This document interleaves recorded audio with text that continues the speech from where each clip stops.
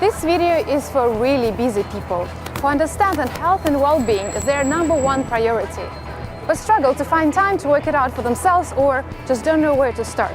Let's face it, we're working longer hours. We're trying to achieve more in less time, and we're living in the world of information overload. No wonder that 1 in 5 of us feel unusually tired, and 1 in 10 experience constant fatigue. So in this episode, I've set out to explore the core principles of healthy living in a big and hectic place like London. In this video, I will put to test the leading advice on healthy living, record the process, and together we'll witness the results of the experiment. We'll smash through the top 6 obstacles to keeping up with the healthy changes, such as time, cost, confusing information, lack of motivation, cravings, and distractions. If, like me, you're also looking forward to start feeling less like a morning zombie and more like a happy and energized forest fairy through your whole day, then stay tuned. My name is Catherine from I Demystify It.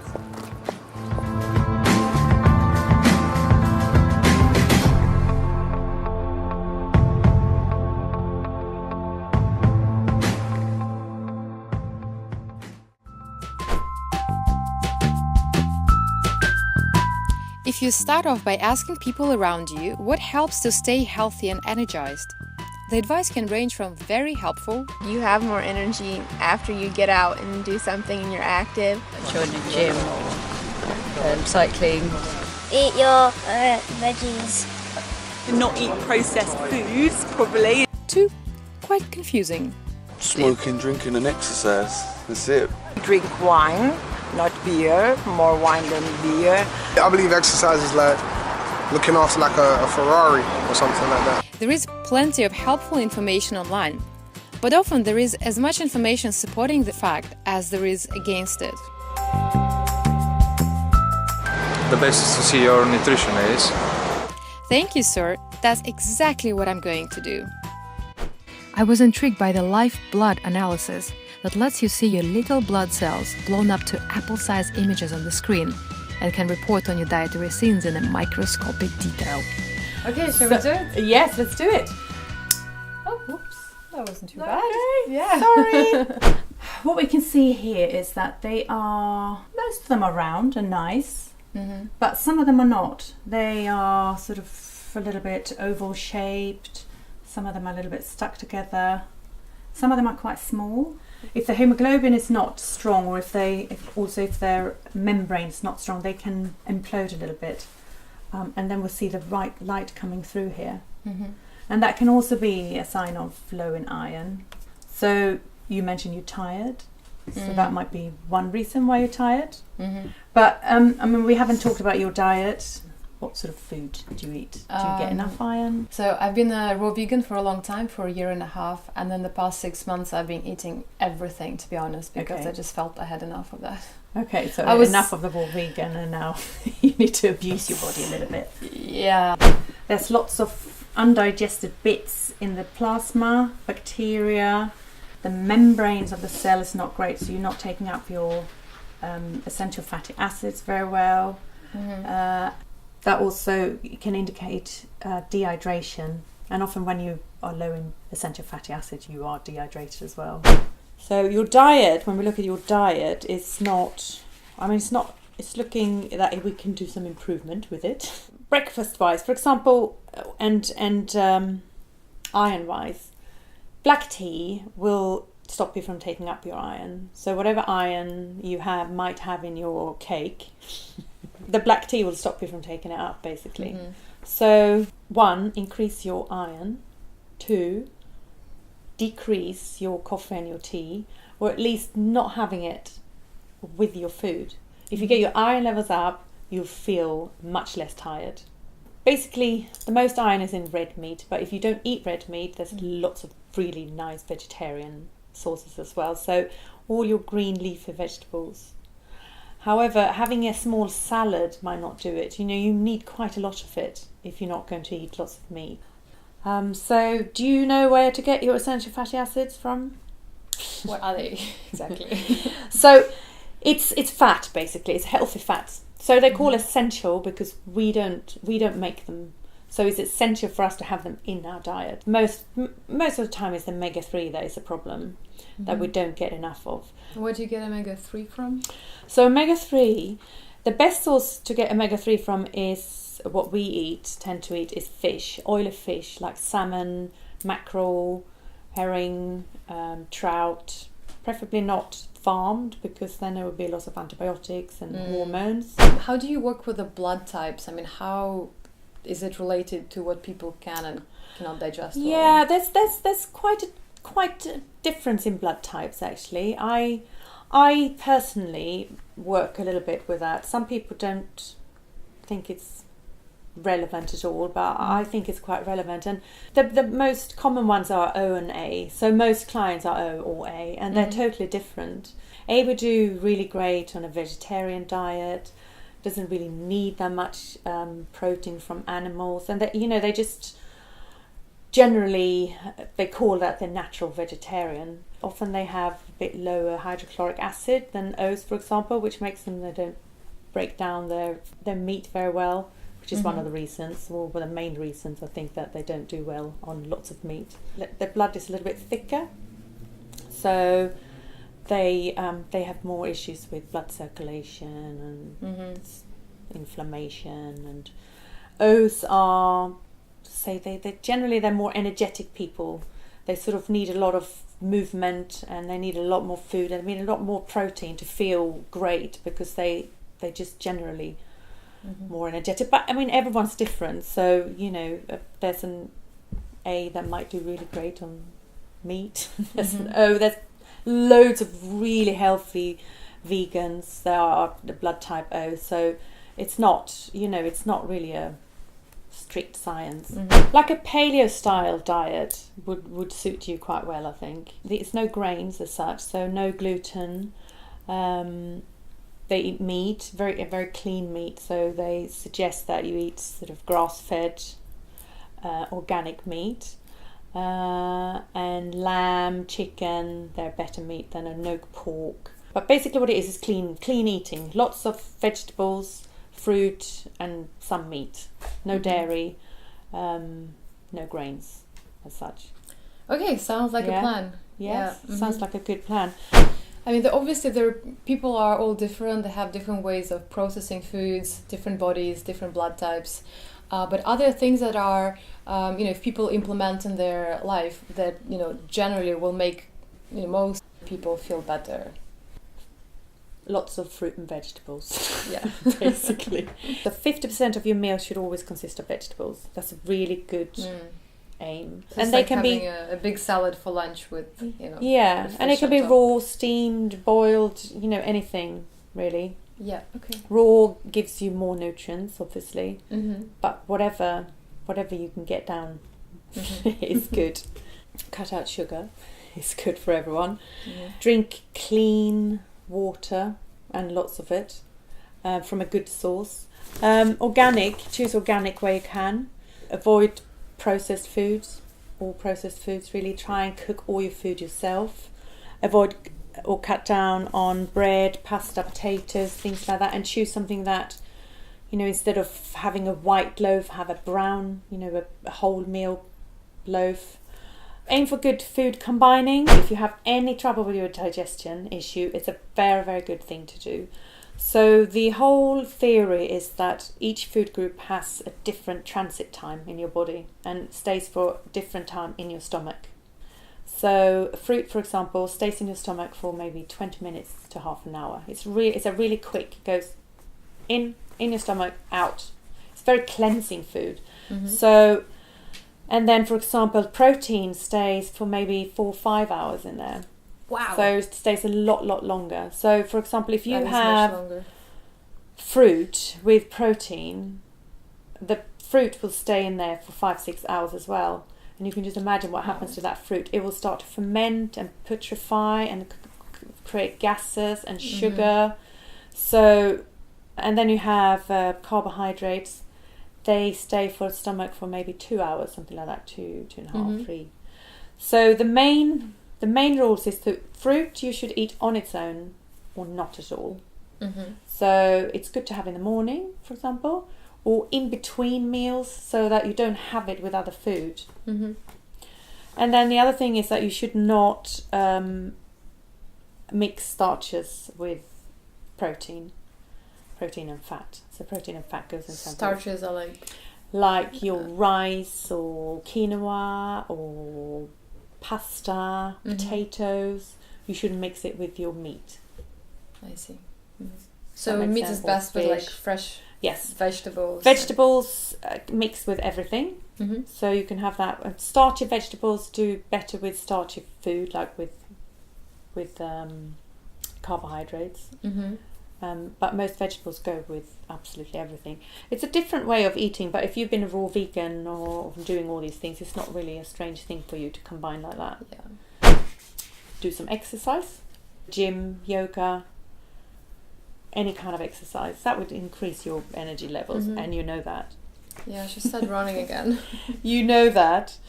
I mean, you go to bed at 1 o'clock and then go up at 7. That just ain't going to. I can see why you're tired. So between 11 and 1 is the main time when your body will create a hormone called melatonin.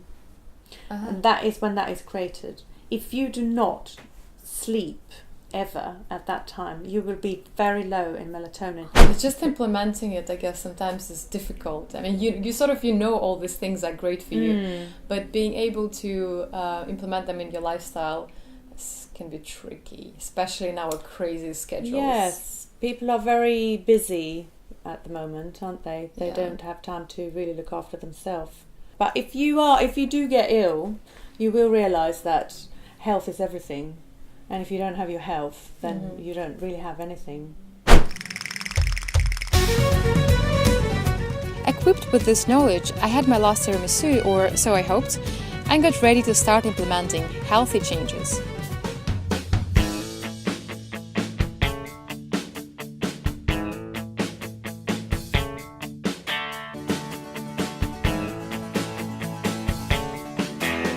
I'm starting to feel like I actually want to get up and go face the day. It hasn't happened to me in a long time. It would take me 2 hours to just get out of bed and feel normal. And it's 6:30 o'clock in the morning. It's really nice. While generally starting to feel better in the first few weeks, I later went a little off-piste, having started on a 5-day juice cleanse during the busiest week in the office, rather than having lots of rest, as my nutrition mentor has recommended. The pressure was higher than I expected, and it made me start slipping back into some of the old ways. I realized that if I was to stick with Åsa's healthy nutrition advice in the long run, I had to stay creative and deal with the opposing forces that surround me.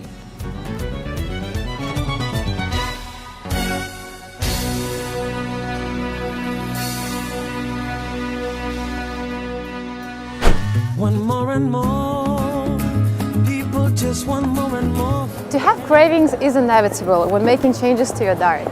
Cravings are there to tell us that there are certain chemicals missing in the body, and there are always plenty of healthy ways to satisfy that longing for something salty, sweet, energizing, or creamy. As far as you have that little snack in your pocket when passing by your favorite guilty pleasure cafe. We're back to Åsa's Linear Nutrition Clinic, the place where you can get a very close look at the picture of your blood and get prescribed a personalized diet to improve your health and well-being.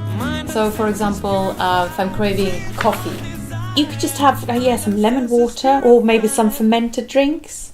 It sort of gives you a little bit of something to stop craving. Yeah, a juice. But a juice, a green juice.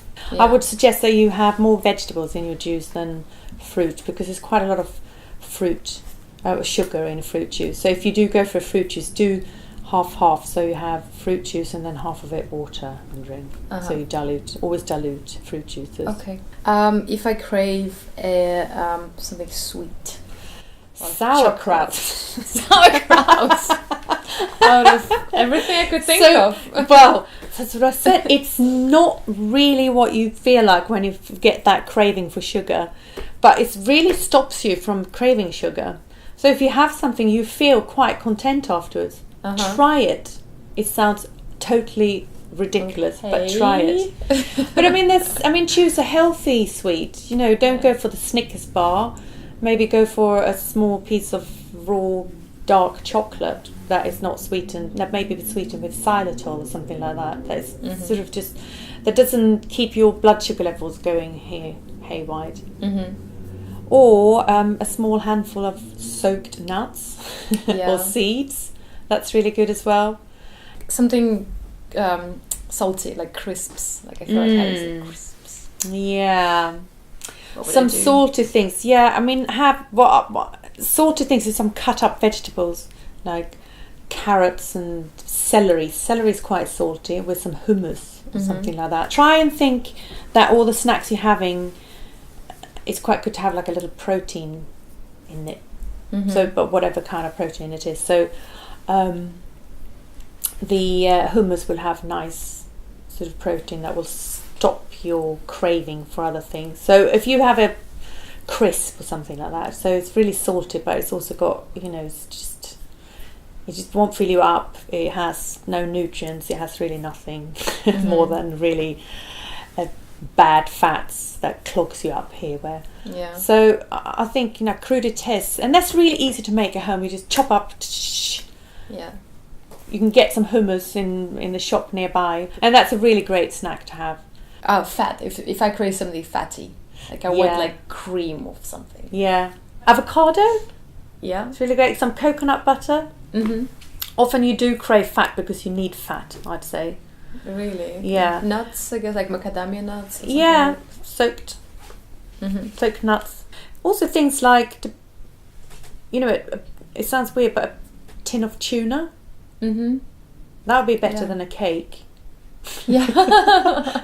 And that's a lot of people kind of, if they crave something and never have that, often you crave protein. Or some cut up chicken if you've had that. An egg, boiled egg is also good. Also, I found it very helpful to pick a healthy option on the menu before actually going to the restaurant with friends, so that I'm primed to pick that option once I'm there and surrounded by temptations. Try this out and watch your chances of sticking with healthy resolutions getting higher. What else can prevent us from following a super healthy lifestyle in a place like London? How about cost?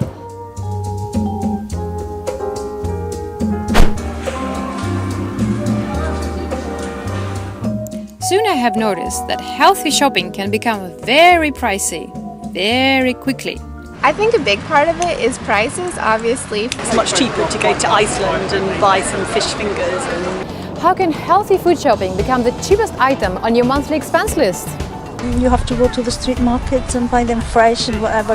Luckily, I have a lovely food street market right next to my house. I'm gonna go get stuck up for the week.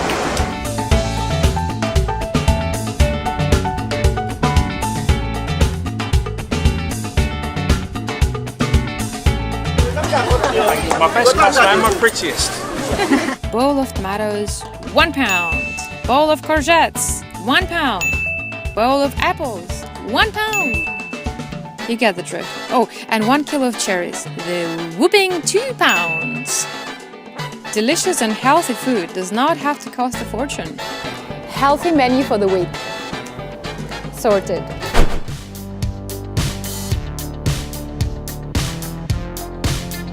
Just like most people living big city lifestyles, I have a problem with this elusive and flying Mr. Time. London's so fast-pacing. People are lazy. It's all about time. Yeah. People are in a rush all the time and just eating takeaway. Is it possible to develop an exercise program that only takes 10 minutes in the morning? I can supercharge you for the entire day? Meet qualified Vinyasa yoga teacher and a full-time corporate lawyer, Danielle.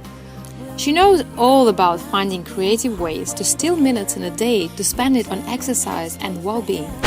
The main poses you think would be good to practice and the types of breath, both in the morning and in the evening, that will only take 15 minutes, but do the trick for the day. Sure, yeah, okay. Well, I think I would probably start. So when I wake up every morning, I always do like what I call a body scan. It's my first thing I do. You know, some people reach for their phones and go straight to Facebook, but I think this is crazy. You need to give yourself a chance to warm up, right? So I give myself a full body scan and I just try and identify where I feel tight, where it hurts, where maybe I'm a little bit stiff, and I try and build my practice around those areas. But I think it's really important to do this because if you're feeling sore anywhere, then maybe today isn't a good day to practice at all, you know? So I think it's really good just to warm up the body slowly, maybe take some overhead stretches, so stretch your arms up above your head in bears, stretch out, maybe roll over to one side, roll over to the other, take a small twist. This is a really nice thing to do when you're waking up, just gives your body time to catch up. I think then I would probably start my practice either with some mantra. So some chanting is a really good place to start. It, you know, invigorates the body, it wakes up the mind, you're waking yourself up with some beautiful sounds. I probably would then move on to some pranayama breathing. Probably find a nice place to sit. I like to sit in, we have a beautiful window at home, so I like to sit there and just look outside and feel like connected with nature. Take some time just to breathe. To wake myself up, it's really nice to do the bellow breath. These involve taking very deep breaths and really getting the blood moving through the lungs and through the body, and so they're very, very energizing, very, very oxygenating for the blood, and they should even raise the heart rate. So just some cautions about these pranayamas. You should not practice them if you've got high blood pressure, or if you're pregnant, or if you've eaten recently, or if you have epilepsy, because they can have quite profound effects on the body. So the first one we're going to do is bellows breath. With bellows breath, we're going to breathe into the chest, and you're really imagining you're opening up the rib cage as wide as you can go, and then you're squeezing the air out very quickly. And with all pranayamas, well, most pranayamas, we're going to breathe through the nose only. So we're going to inhale, and we imagine the ribs are almost like an elevator. So we're going to take them up, up, up, up to their maximum, and then we're going to squeeze the air out, and it's going to come down to its maximum. Okay? Shall we give it a go? Yeah. We're only using the muscles around the lungs, around the rib cage to this pranayama. We're not using the stomach at all. So we'll just breathe normally, 2 breaths, and then we'll try. Exhale. Inhale. Exhale.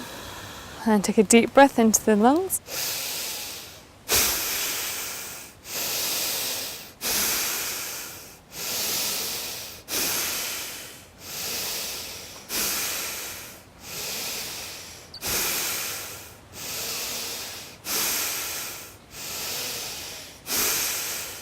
Feel the energy buzzing everywhere. So you're really getting the blood working through the system. Yeah, I feel like I have a lot of blood just coming to my head. Yes. Yeah. Yeah. It's really energizing. So this should really be practiced a maximum of 10 breaths at a time. You can practice multiple sets, but it's nice to give yourself a break in between. And then I probably want to start getting moving, so I'll probably just start warming up my spine. Now, the spine is the most important thing to warm up in the morning very slowly because it has such an important job. And if we move it too quickly, we can do ourselves a lot of damage. I would probably start maybe in cat-cow pose, like we did from tabletop, inhaling up and exhaling, rolling forwards. Yeah. And taking some lateral stretches, so reaching my arm up over the head. Then we're doing some arm circles here. It's a really nice thing to do. Okay. And then I come up and take some sun salutations. So we did those as well. So inhaling up, folding forwards into a theta, jumping back or stepping back. Coming down into chaturanga. Inhaling into up dog. And then exhaling into downward facing dog. So that should really start, that should really give you, if you do 3 rounds of the sun salutations in the morning, that should be enough to get your energy levels nice and high. Nice. And then I probably finish with some twists, And Paschimottanasana, you know, the one with your legs around in front, Yeah. and you stretch up and you reach forward for your toes. Mm-hmm.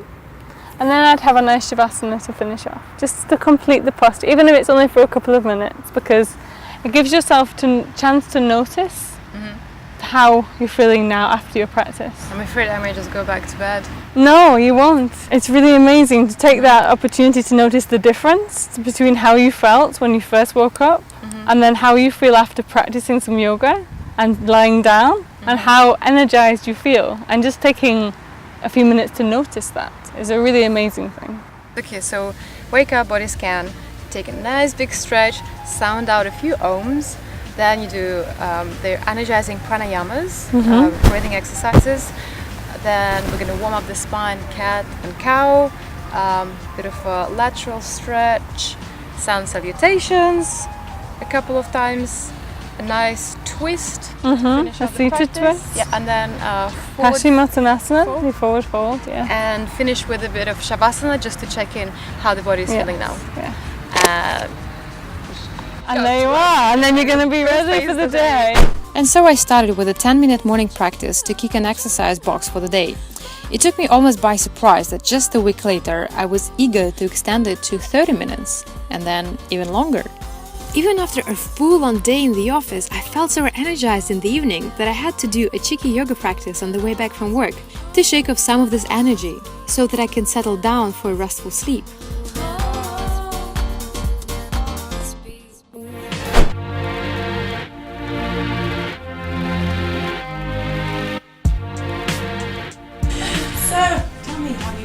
So last time I saw you, if you remember, I was feeling I had so little energy that I couldn't wake up in the morning for the whole hour. Yeah. I would keep on snoozing the alarm. Yeah. I didn't have a lot of energy through the day, so I kept on drinking more and more coffee, and then had my highs and lows and felt really quite unstable. And then in the evening I just didn't have any energy, so I would just not do anything, not go out. And that was a really tough time. But now I wake up before my alarm clock and I have 1 full hour in the morning to do stuff, to exercise, to maybe juice, to do whatever I have time. Whatever I want to do. Whenever I get home, I feel quite unusually I'm feeling a lot of energy, and the first thing I do, I put my trainers on and I go running some of the days. In the morning, yeah? In the evening as well. Oh, in the evening as well? Yeah. Oh, fantastic. Yeah. So shall we just have a look at your blood? Shall we see? Shall we see what it looks like? You're nervous. I'm nervous. I'm gonna show.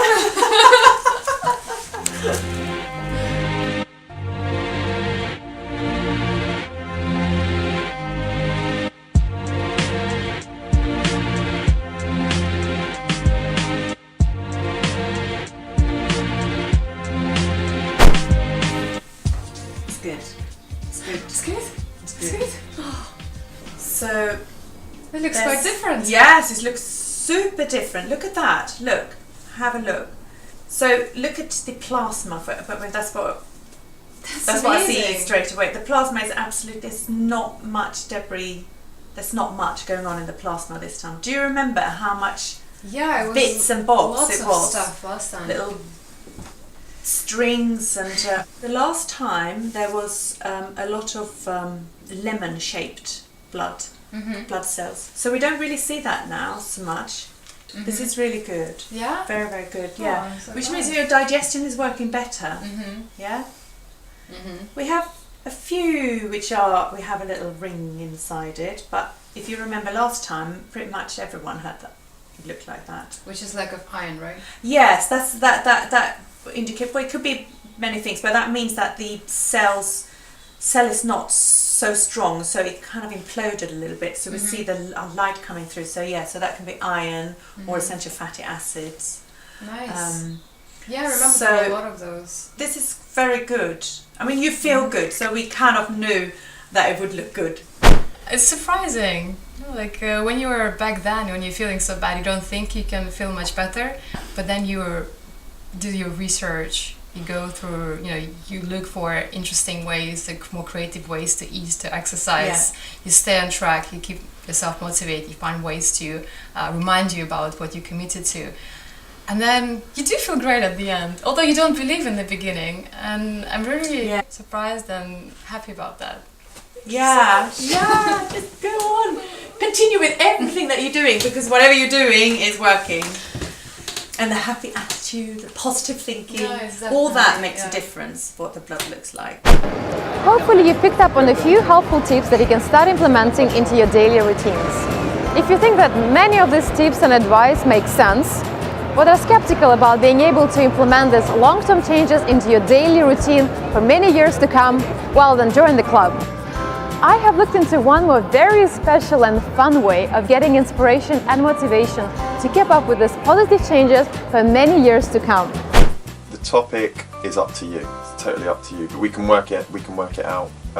You might want to put out a certain message. So I want to sing about fruit, vegetables, healthy lifestyle, good exercise, and how it can make you feel, so that people who are developing healthy habits can get inspired and motivated, and so can I as well when listening to it. Okay. Awesome. Have you ever rapped about fruit and veg? I can't say I have. Maybe in a freestyle. Yeah, I'm sure somewhere along the line I've had like an apple or a banana or an orange or something like that thrown in the mix in a in a freestyle. Let's do it. Cool. Many hit rock bottom when getting through the talks. Take courage to live through these nasty aftershocks. If you pursue, you'll watch your shining self rise from the box, just like the night winds overnight and springtime equinox. Ain't no stopping us now when you're about many new life adventures. Become a bound, extra morning hour. Why not spend outside? One golden like us through the fog and squirrels by your side. Meditating by a stream, perspective for the day. Smell the roses, feel the sun, jump high and shout hooray. The energy around you is a matter, it's amazing. No more weakness, no fatigue, you go, all guns blazing. Free through my day, more energized than yesterday. Feeling more carefree than a forest fairy. I know it will happen one day when I wake up and shout hooray. Feeling strong, you degrade your sparking self. Let's find the key. If you sometimes wonder if a healthy and balanced lifestyle can become a lifelong feature in a hectic and busy city like London, I hope this episode helped you to get some useful tips, inspiration, and you also picked up on some of the things not to do based on my mistakes. Now I would love to hear about your top ways of staying as energized as a forest fairy while living in a big city. Leave your comments below and I'll see you in the next episode of iDemystified. Climbing, tennis or yoga, whatever you pick, tune into your body's healthy desires. Follow this daily and you'll be on fire. It's so easy to get overwhelmed when living in a big city with all the pressures and constant race. Sometimes I get so exhausted even seeing my friends in the eve I couldn't face. 1 in 5 of us experience constant fatigue. If you find yourself sleepwalking through your day, it's about that things should change. Put some effort into it and watch your true self rise like a diamond in front of your eyes. Do you wake in the morning